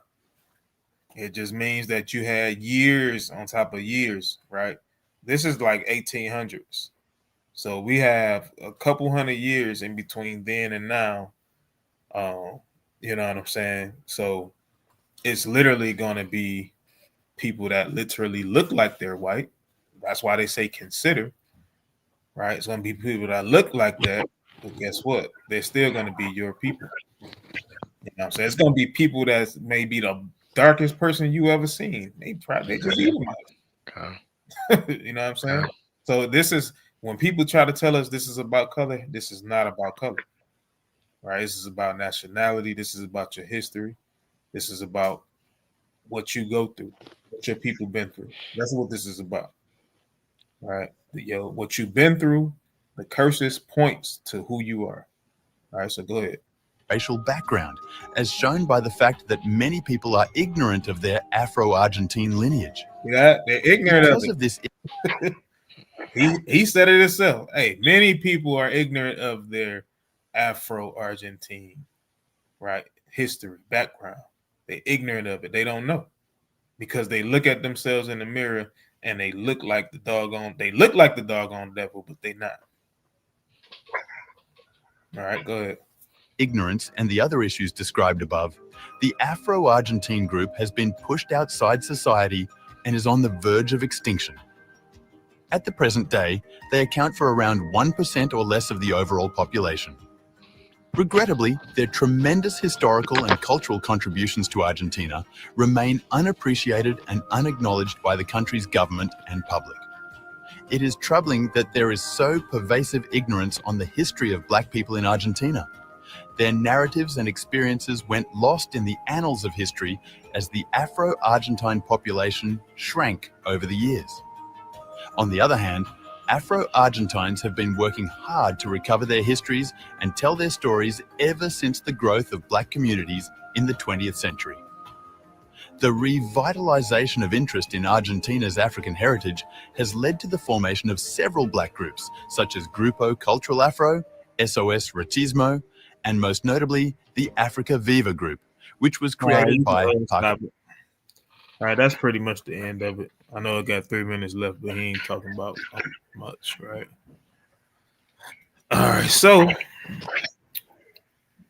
that's kind of it, right, on Naphtali. There's some more information, definitely within that book, the Afro-Argentine and Buenos Aires, right? There's more in that book that I'm not gonna bring out. Got about 10-15 minutes, so within that time frame, I want to go back to the scriptures. Oops, Salakia.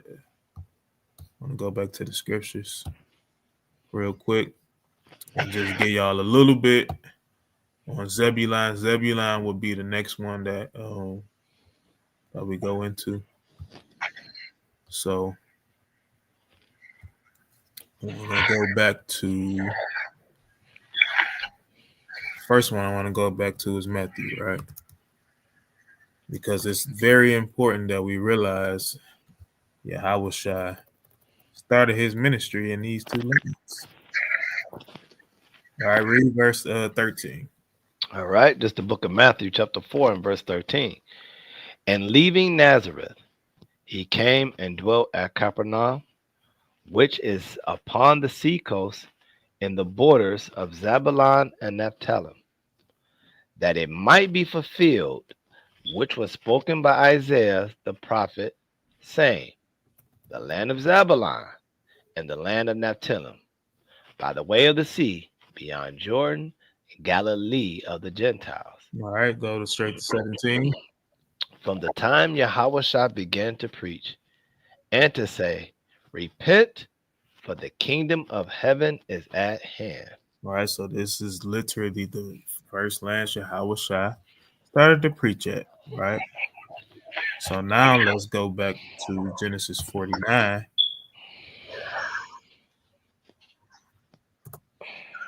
Genesis 49, let's get verse 13. All right. It's the book of Genesis, chapter 49, and verse 13.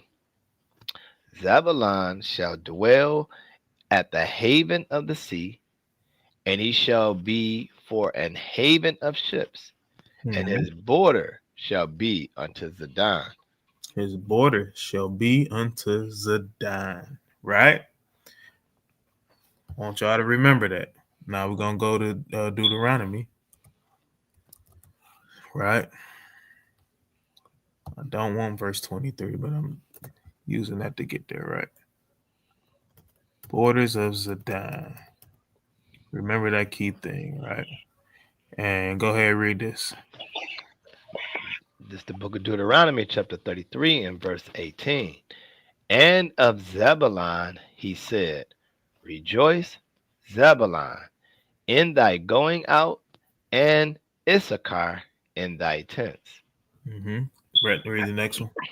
They shall call the people unto the mountain. There they shall offer sacrifices of righteousness, for they shall suck of the abundance of the seas and of treasures hid in the sand. Right. So now, let's see, right? Because as a matter of fact, before we even do that, let me go back up to verse 1. And let's see, because this is what Moses was doing, right? Go ahead, read that. Verse 1. And this is the blessing wherewith Moses, the man of Yahweh, blessed the children of Israel before his death. All right, read verse 4. Moses commanded us a law, even the inheritance of the congregation of Jacob. And he was. That was it. Okay. All right, so Moses was giving out the blessing to the congregation, the children of Israel, giving out inheritance, right? And even furthering even the prophecy that they received from Jacob, right? So I'm going to pull up another map and pull back up that map, right? Pull back up Israel. Remember what it says, y'all. It says that their borders shall be the border of Zidon, right? So let's see. I'm going to have to maybe pull up two different maps because I know this one may not show it. Let me go back to it and see if it's on here. It don't look like it. All right, so let me get another one because I want to show y'all something. This is good enough, y'all. We've seen enough maps today to recognize where. This is a good one to recognize where everything is. So it says. So remember, we on Zebulon. It's right in the center here. All right. Sidon is way up here. Me personally, I wouldn't consider that a border. Right. Y'all can make that judge. I can be corrected if I'm wrong. You know what I'm saying? Brothers can call me. Be like, hey, to block you off. I'm cool with that. But to me, this wouldn't be a border. Zion is way up here. Right. Remember also, it says in Genesis 49, that's going to be Zebulon is going to be a haven of ships.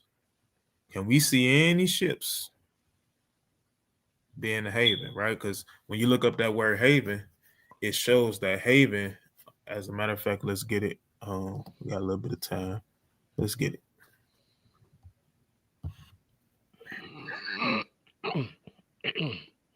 This is where we're going to pick back up at. Yeah. So, haven of the sea.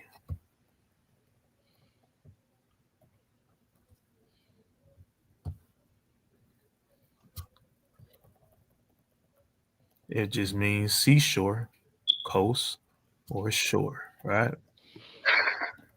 So now we say that I'm gonna have to go back to pull up some more maps.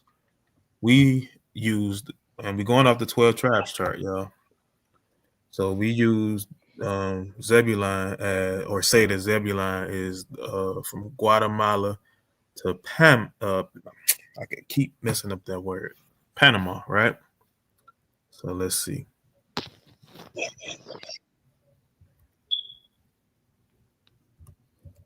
So Guatemala.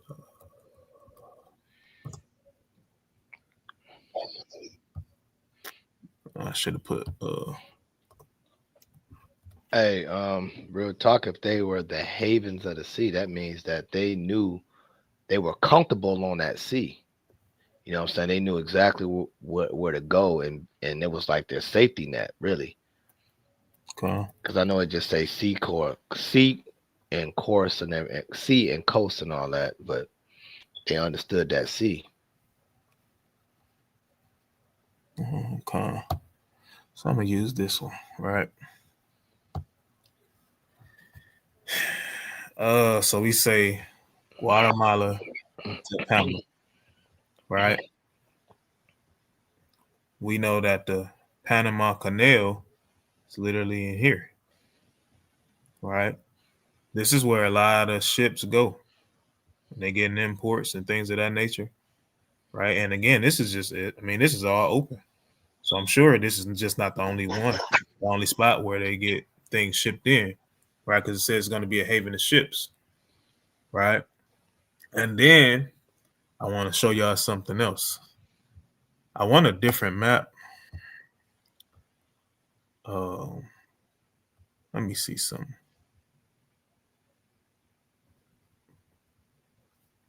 Let me see something because I want to show y'all something. Because remember what I said, right? The boy, why are you not closing? All right, you acting crazy. It said it's going to be the borders of Zidon, right?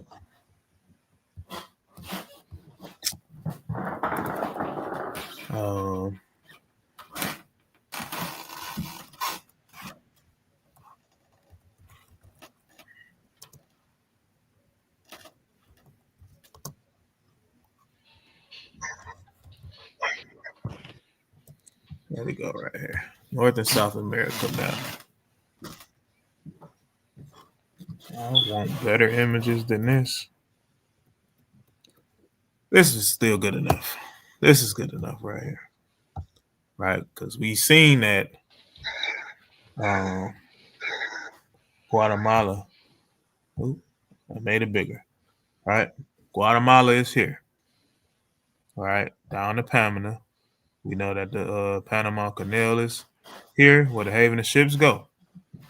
But what we have here, we have Colombia, right?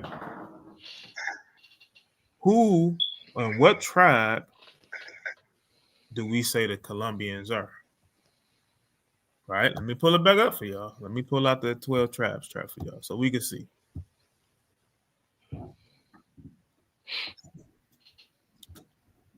That window keep acting crazy. 12 tribes chart. Let's see.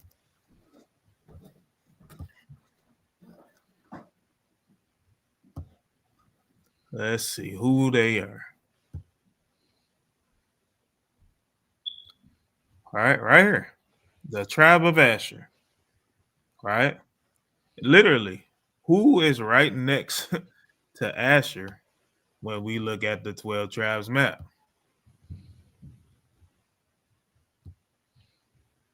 See this? This is Zebulon, this is Asher. Zidon is way up here. Right. The Most High left all of these signs here to give us the connection to show where our people is going to be at in these last days. Right. And all of these things is right here. Right. It just takes a little bit of time and research and studying, but you literally can see. Right. Like I said earlier, Zidon way up here. Right. But it says it's going to be the borders of Zidon. Right. the future prophecy, Genesis 49. Am I here? Let me see. Yeah, this is it. Genesis 49 and 13. Read that. Zebulon shall dwell at the haven of the sea, and he shall be for an haven of ships, and his border shall be unto Zidon. Unto Zidon. So as we can see on the 12 tribes map, we can see that that's not the border of Zidon. But when we go to the world map, y'all, where you at? Right there. We go to the world map, we can see, because again, we say Guatemala down to Panama. We can see that this is the border of Zidon. This is the border of Asher, where we say that the Colombians are. Right? So, I'm going to stop right there. Like I said, I'm going to pick it back up. With the tribe of Zebulon, y'all. I'm going to pick it back up with that. So just, hey, most high willing, again, brothers, hey, if I'm off, I'm going off. Hey, I ain't above correction at all. Brothers can call me. Hey, the Baki don't make no sense. It don't make sense at all. You know what I'm saying? Don't do that no more. I'm cool with it. You know what I'm saying? But this is literally the research and things that I looked up, things that I found, right? So definitely out here to share with my brothers and sisters. And most high willing, this class was edifying. We'll definitely be back on in the morning. My God will definitely be bringing out some heat. So y'all brothers and sisters, tune in. The waterfall of support for the donations that's been coming through. And the continued support, right, from the community, man. So all praise to the Most High. You can have the last word, King. Very edifying, King. I couldn't see anything that could doubt your explanation, what you brought out. So the research was well put together. And man, hey, I wanted you to rock this out, man. You know what I'm saying? Because I wanted to be a student. You know what I'm saying? I just wanted to be a student and just listen and learn. You know what I'm saying? I had a lot of precepts in my mind, bro, but I wanted you to rock that thing, bro, because, man, I was wanted to be a student, bro. So good job. Well edifying. Keep it up, brother, man. Keep that spirit upon you and everybody from LOY and all camps everywhere. Thanks for listening and tuning in. We truly do appreciate you. Tomorrow morning, Priest has allowed me to do a class tomorrow for birthday. Hope you become edifying. That's all I can say. And all praise to the Most High. Shalom, brothers and sisters. All right. Shalom, man. Y'all enjoy y'all Shabbat. Hey, Kwam Yasharala. Shalom. Shalom.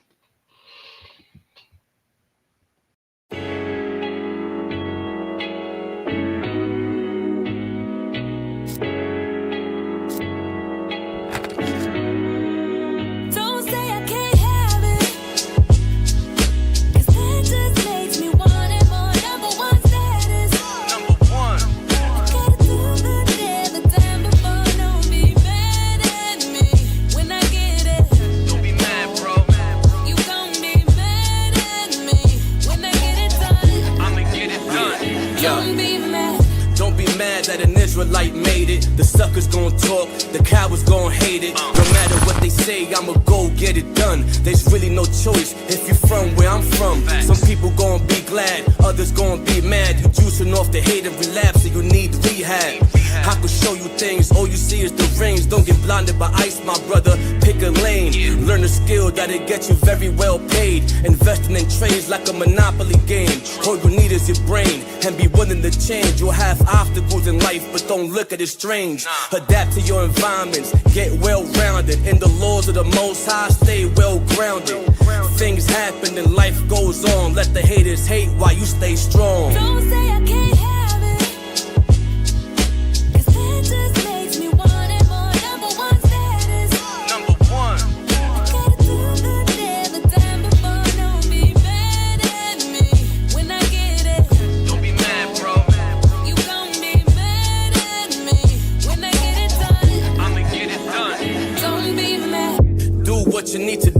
is the king in you. But if talent don't work, it won't be useful. I remember the times of free school lunch. Whatever we didn't eat, moms took it for our brunch. Pops was working hard, now I know how it feels to have extra. He used to bring us meals on wheels. If you know, you know. Free things was a major help. That's why anytime I get, I always try to help those who are in need, who are sincere. It makes me feel good when they smiling from ear to ear. Let them be mad, I'm bearing my cross. All my failures was a lesson, never counted a loss. Edomites make way, cause they know I'm a boss. Sitting in the Lambo, while they sit in the porch. And they wondering how, so they try to converse. The ones that smile in your face are usually the worst.